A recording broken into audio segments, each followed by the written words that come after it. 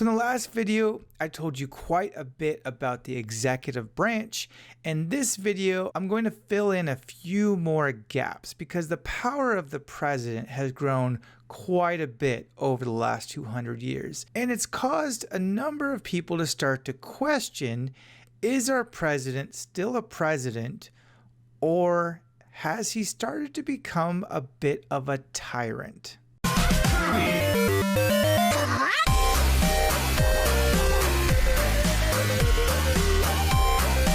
So I'm going to try my best not to repeat anything that was in the last video. But in brief, in that video, I told you about how the executive branch had to have many agencies and had to hire hundreds of thousands of people. Well, this system is known as a bureaucracy, where you take this large body of government and create many departments that all have different specializations. Now, our government didn't start out this way. There really wasn't very much of a bureaucracy when our country was first founded. But one of the reasons why this huge bureaucracy has grown is because our country has grown so much. We have so many people of so many different backgrounds, and on top of that, we've become one of the most physically powerful and economically powerful countries in the entire world. So our country is responsible, our leaders are responsible for so much more than they used to be. And it continues to grow even now. For example, the CIA. The CIA, one of their major objectives is to investigate things like terrorism and threats to our country that exist outside of our borders. And the FBI is mostly about trying to enforce federal law back here at home. But after 9/11, we realized we had a bit of a gap. We had the FBI focused on what's going on at home, and we had the CIA focused on threats that are happening to us outside of our borders, but the two weren't really communicating very well. We didn't really have an organization that was focused on foreign threats inside our country, kind of an overlap between the two. So that's why we created what's known as the Department of Homeland Security, which some still feel to this day is too much. Like, why did we have to make the Homeland Security? Why can't we just have the FBI and the CIA just start talking to each other better so that we don't miss details that allowed 9/11 to happen? Well, there's a big debate over that, but the president at the time decided that we're going to have one agency that can coordinate all domestic efforts within our country to try to prevent future terrorist attacks. And that's what Homeland Security is all about, making sure that if any terrorists get inside of our country, we catch them, and just in case the FBI or the CIA miss them. Some older examples of how our government has grown over the last 40-50 years is through government corporations. The goal of government corporations is to achieve a public goal that private businesses are not able to provide. For example, there have been periods of time when public transportation and sending mail was getting very expensive, very difficult to make a profit. So the government created corporations like Amtrak and the United States Postal Service, whose main goal was to provide services like train transportation and sending mail and sending packages, but without having to worry about profit. There is an expectation that those corporations shouldn't be losing the government money, but if they don't have to worry about profit, they just got to break even, then they can provide a service that a private company would never do. A private company will not do anything unless they make profit. Otherwise, why would they start, right?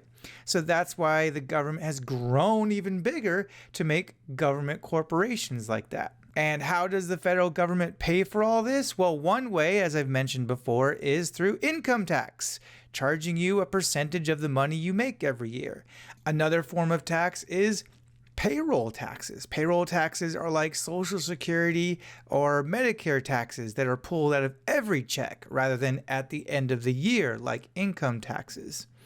Another way that the federal government pays for all these things is by borrowing money. So if you ever hear about the national debt being in the trillions of dollars, Well, that's why, because whatever the government can't pay for in taxes, it just borrows money from other countries and sometimes from American citizens as well. So how does the federal government decide whether they should be borrowing money or not? Well, they do what we should all be doing at home. They make a budget. Presidents start by making a budget for the country every February, and then they present it to Congress.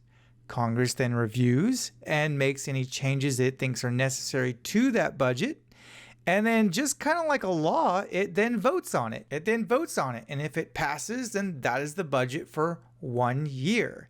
If it fails, then they've got to go back and try to fix it until it can pass. Now, there's a deadline.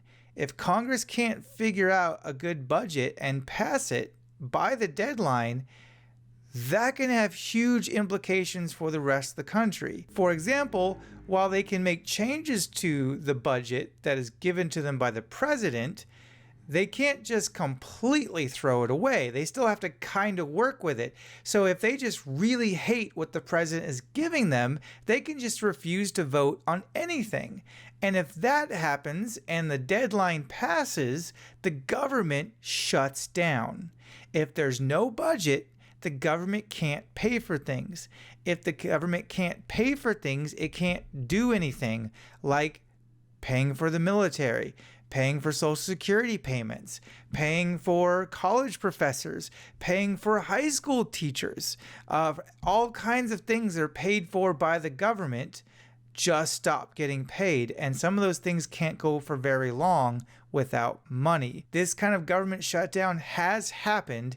And while it's never lasted too long, it has affected many people and their jobs in a very negative way because they just didn't get paid during that time. And to those of you who are wondering, well, why do they have to borrow money? Like, if they just can't pay for it, you don't just keep borrowing money and not paying it back. Like, how do you owe $1 trillion? Like, I don't even know how much money that even is. Well, that's just one of those hard decisions that leaders have to make. If they don't have enough money to pay for everything in the government, they have to start cutting things. And if it's a matter of we're out of money, then it's not just cutting things for a short time, like with a government shutdown. It might be cutting them forever, like less money to education. Why do you think college has been getting so expensive? Because less money is being spent to support college education. There are many other examples very similar to that, where the government says, okay, we're not going to borrow anymore, so we're just going to cut this program. Because they don't want to raise taxes, because people like these programs, but people hate paying taxes. So when they can't raise taxes and they feel it's not acceptable to cut programs that people depend on for their future or their health, they borrow. Because what else are they going to do? Many people do this in their own life. Even if you cut entertainment, you cut fun things from your life, if you still don't have enough to pay for your cost of living, and, just moving out of your house and into your car, if that's not acceptable, then you have to borrow. And then you have to figure out how to pay that money back when you really couldn't afford it in the first place. But I can understand why a lot of people just are not going to accept just giving up their home or having to give up some of the things that they just think are so important to their lives. So what's the right answer? Well, Congress has to make that decision too. Do they make people unhappy by raising taxes or cutting benefits, or do they just borrow more money? Yet one more question that I'm posing to you that I do not have an answer for, and no one else does too. Not one that they can prove is the ultimate answer anyways. And that's all there is to know about our government bureaucracy right now. If you have any questions, please let me know.